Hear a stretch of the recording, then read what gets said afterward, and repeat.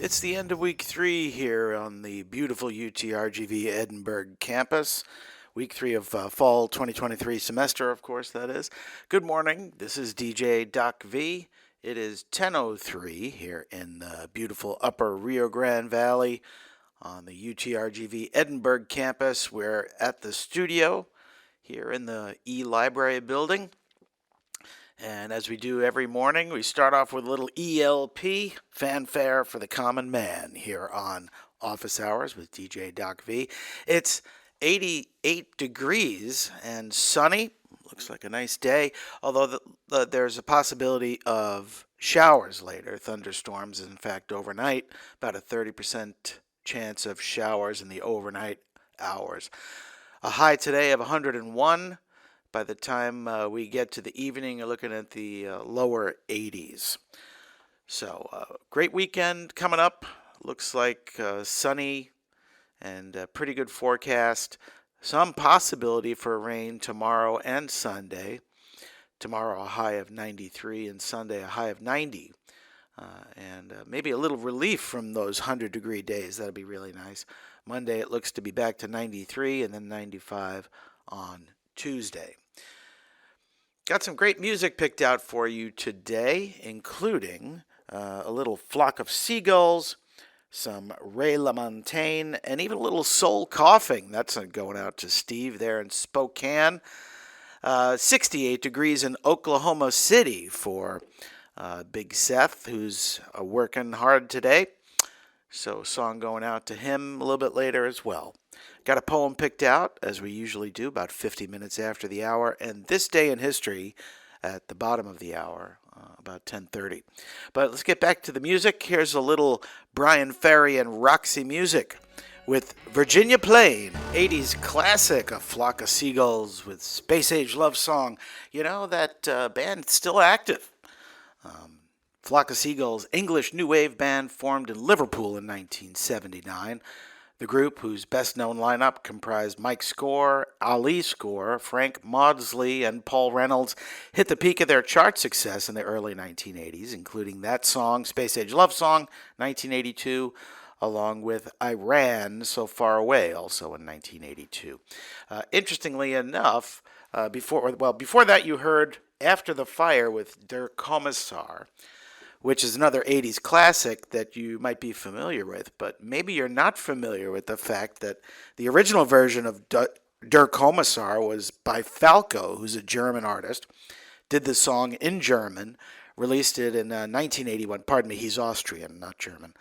It was written by Robert Ponger and Falco, the artist, reached the top of the charts in many European countries, and the cover version, as an English translation, by that group After the Fire, the version we just heard in 1982, had greater success in other countries.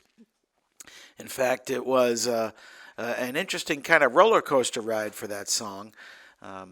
They recorded the English version, After the Fire did, in 1982, released it as a single, but didn't really do much. They opened for Van Halen during a tour around that time, but they were figuring on breaking up because they didn't really have any real commercial success until American singer Laura Branigan began working on her second studio album, Branigan 2, and she recorded Deep in the Dark, a new song written over the melody and arrangement of Der Kommissar, which was prepared for release. Then, after that artist did her song, After the Fire version finally hit the U.S. Billboard Hot 100 on 22nd of February 1983, and it started rising with heavy airplay on MTV, you know, back when they used to play music videos. Though the version barely nicked their home country's top 50. In 1983, the song's music video got that extensive airplay and rose in popularity on U.S. radio. The song entered the U.S. Top 40 in March of 1983, peaking at number 5 and spending a total of 14 weeks in the top 40. So, interesting background about that song. We've got a couple of other great songs coming up here in a minute, with Soul Coughing going out to my guy Steve in Spokane. He said that song makes him think of driving around with me in his minivan way back when, on the mean streets of Minneapolis, of course. Yeah, definitely. But right now, it's time for A Tribe Called Quest. This is from their Midnight Marauders LP, and it's called Midnight. Only on Vaquero Radio. A little bit of rap, a little bit of jazz, a little bit of funk, a little bit of hip-hop. I don't know. Soul Coughing with Blue-Eyed Devil, only on Vaquero Radio, the Valley's student station. Before that, you heard G-Love and Special Sauce, straight out of Philly, with Baby's Got Sauce, and we started that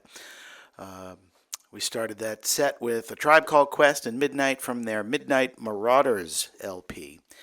Soul Coughing, no longer active from 1992 to 2000. American alternative rock band composed of vocalist and guitarist Mike Doty, keyboardist Mark Degley Antoni, bassist Sebastian Steinberg, and drummer Yuval Gabe. They definitely developed a devout fan base. I remember hearing about them back when I was living in Minneapolis. Rev 105 was the radio station that was really kind of cutting edge, doing alternative stuff that we hadn't heard before. That's where I first heard G-Love and Special Sauce, as a matter of fact. And got to see Soul Coughing down at the Cedar Fest, which was downtown, right off of campus on Cedar Avenue in downtown Minneapolis. Great show, outdoor show, and weird samples, hip-hop, noisy experimentalism. I don't know how you could describe it. But his lyrics are also bananas. That first record, Ruby Vroom, which was cult hit, still relatively popular. Lots of stream of consciousness lyrics from M. Doty, the front man there. As we do every week on Office Hours, we've got This Day in History. And in 1978 on this day, September 15th, boxer Muhammad Ali defeats Leon Spinks at the Louisiana Superdome in New Orleans to win the World Heavyweight Boxing Championship title for the third time in his career, first fighter ever to do so. Following his victory, Ali retired from boxing, only to make a brief comeback 2 years later. Ali, who once claimed he could float like a butterfly, sting like a bee, left the sport permanently in 1981. He was born Cassius Marcellus Clay in Louisville, Kentucky on January 14, 1942. The future world champ changed his name to Muhammad Ali in 1964 after converting to Islam. He earned a gold medal at the 1960 Olympic Games in Rome, made his professional boxing debut against Tunney Hunsaker in October of that year, winning the bout in 6 rounds. On February 25, 1964, Ali defeated the heavily favored Sonny Liston in 6 rounds to become the heavyweight champ, after which he famously declared, "I am the greatest." During the Vietnam War, there was a bit of controversy surrounding Ali. He refused to be inducted into the U.S. Armed Forces, and in 1967 was convicted of draft evasion and banned from boxing for 3 years. He stayed out of prison as his case was being appealed, and returned to the ring in October 1970, knocking out Jerry Quarry in Atlanta in the 3rd round. On March 8, 1971, Ali fought Joe Frazier in the, quote, fight of the century and lost after 15 rounds, the first loss of his professional boxing career. In June 1971, the U.S. Supreme Court overturned Ali's conviction for evading the draft. At a January 1974 rematch at New York City's Madison Square Garden, Ali defeated Frazier in 12 rounds. In October of that same year, an underdog Ali bested George Foreman and reclaimed his heavyweight championship belt at the heavily hyped Rumble in the Jungle in Kinshasa, Zaire, with a knockout in the 8th round. On February 15, 1978 in Las Vegas, an aging Ali lost the title to Leon Spinks in a 15-round split decision. But 7 months later, on September 15th, Ali won the title back in a unanimous 15-round decision. Also on this day in history, the activist group Greenpeace is born in 1971.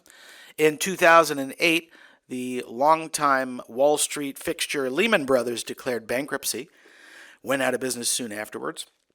In 1940, the tide turns in the Battle of Britain during World War II. It reached its climax when the Royal Air Force downs 56 invading German aircraft in 2 dogfights lasting less than an hour. The costly raid convinced the German High Command that the Luftwaffe could not achieve air supremacy over Britain, and the next day daylight attacks were replaced with nighttime sorties and a concession of defeat. Also on this day in history, in 1963, 4 black schoolgirls were killed in the Birmingham church bombing. The church bombing was the third in Birmingham in 11 days after a federal order came down to integrate Alabama's school system. 15 sticks of dynamite were planted in the church basement underneath what turned out to be the girls' restroom. The bomb detonated at 10:19 a.m., killing Cynthia Wesley, Carol Robertson, and Addie Mae Collins, all 14 years old, and 11-year-old Denise McNair. Immediately after the blast, church members wandered dazed and bloodied, covered with white powder and broken stained glass, before starting to dig into the rubble to search for survivors.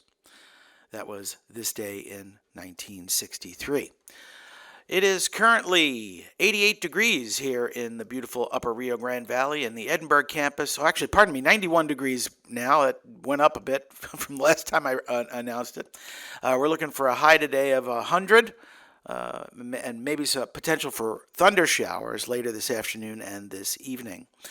For the rest of the weekend, it looks like it's going to be, again, possible thunderstorms Saturday and Sunday.